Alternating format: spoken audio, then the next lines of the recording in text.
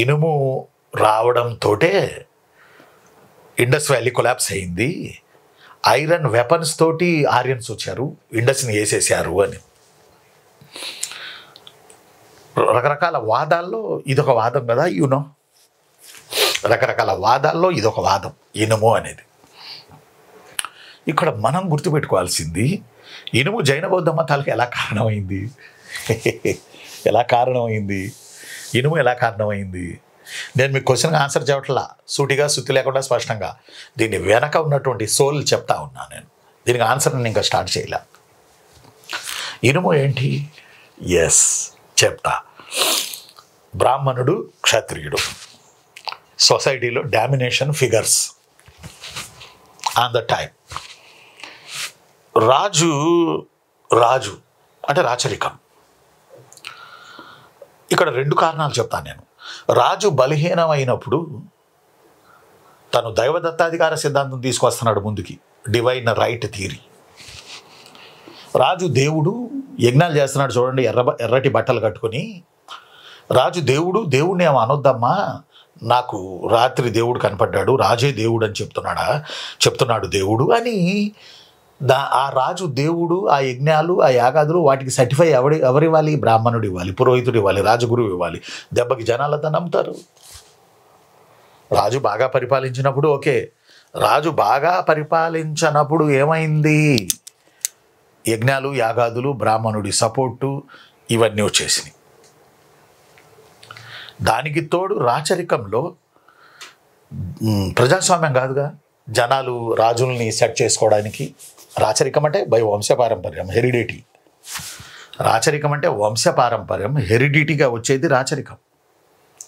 కాబట్టి ఈ రాచరికంలో మనకేమవుతుంది? బ్రాహ్మణుడు, రాజు కలిసి సమాజాన్ని దోచారు. బుద్ధుడు కానీ, వర్ధమాన మహావీరుడు కానీ, వీళ్ళిద్దరూ ప్రజాస్వామ్యం నుంచి వచ్చారు, డెమోక్రటిక్ సెటప్ నుంచి. వజ్జీ మల్లా అనే గణరాజ్యాల నుంచి వచ్చారు వీళ్ళు. గణ అంటేనే రిపబ్లిక్. వజ్జీ మల్లా గణరాజ్యాల నుంచి వచ్చారు, వర్ధమానుడు కానీ, బుద్ధుడు కానీ. ఓ రకంగా నేను చెప్పాలంటే మీకు, రాచరికం నుంచి రాచరికానికి ప్రజాస్వామ్యం తిరగబడితే జైన బౌద్ధ మతాలు వచ్చాయి. రాచరికానికి ప్రజాస్వామ్యం తిరగబడితే జైన బౌద్ధ మతాలు వచ్చాయి. అంతేగా మరి. అంటే 2 విభిన్నమైన, వైరుధ్యమైన సిద్ధాంతాల ద్వారా జైనిజం, బుద్ధిజం అనేది వచ్చింది. ప్రజాస్వామ్యంలో జనాల అవసరం ఉంది రాజులకి, అందువల్ల ఒళ్ళు దగ్గర పెట్టుకుని పాలిస్తారు. రాచరికంలో జనాల అవసరం లేదుగా. రాచరికంలో రాజు హెరిడిటీగా, రాచరికంలో రాజు వంశపారంపర్యంగా. అందువల్ల ఇది పక్కన పెడదాం. సరే, కాలగమనంలో ఐరన్ వచ్చింది. ఏమొచ్చింది రవి? కాలగమనంలో ఐరన్ వచ్చింది, ఇనుము వచ్చినప్పుడు ఇనుముతో భూములు దున్నాల్సింది ఎవరు? మరి ఎవరు దున్నాలి? రాజో బ్రాహ్మణుడో దున్నాలి. కానీ వాళ్ళ ఫంక్షన్ అది కాదే. వాళ్ళ ఫంక్షన్ బ్రాహ్మణుడు మంత్రాలు, తంత్రాలు, క్షత్రియుడు రాజ్యాన్ని రక్షించాలి. మరి ఎవరు దున్నాలి భూమి? వైశ్యుడు వ్యాపారాలు చేయాలి. మరి భూమి ఎవరు దున్నాలి? బ్రాహ్మణుని అడిగితే, అబ్బో నేను నోటి ద్వారా మంత్రాలు చెబుతాను కానీ నేనే ఆడ భూమిని దున్నుతాను బాసు. క్షత్రియుడు, అబ్బో నన్ను అడుగుమని చేయట్లేదు, నేను పరిపాలన తప్ప ఇయని నాకెద్దు. మరి ఐరన్ రాబట్టి ఐరన్ ద్వారా భూములను దున్నింది శూద్రులు, దిగువ వర్గాల ప్రజలు. భూములు దున్నినప్పుడు ఐరన్ ప్లఫ్స్ ద్వారా మిగులొచ్చింది, పంటలు పండాయి. బాగా అర్థం చేసుకోవాలి. మిగులొచ్చింది, ఐరన్ ద్వారా పంటలు పండాయి. తద్వారా ఐరన్ ద్వారా భూములు దున్నారు, పంటలు పండాయి, మిగులొచ్చింది. తద్వారా దిగువ వర్గాల ప్రజల జీవన ప్రమాణాలు పెరిగాయి.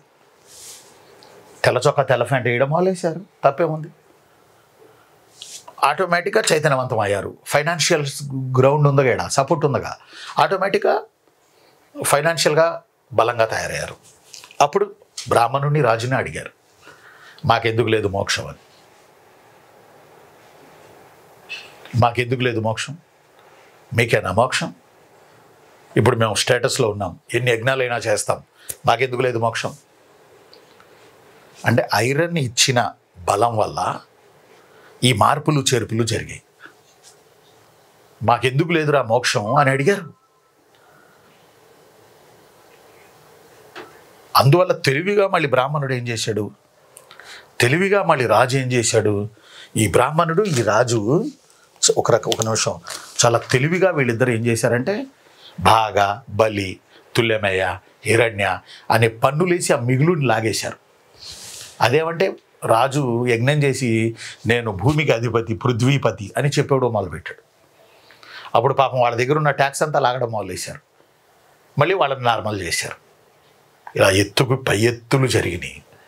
అందువల్లే జైన బౌద్ధ మతాలు అనేవి పరిణామక్రమం చెందడానికి ఈ కాన్సెప్ట్లన్నీ బలంగా పనిచేసాయి. ఓకేనా? ఈ కాన్సెప్ట్లన్నీ బలంగా పనిచేసాయి. ఐరన్,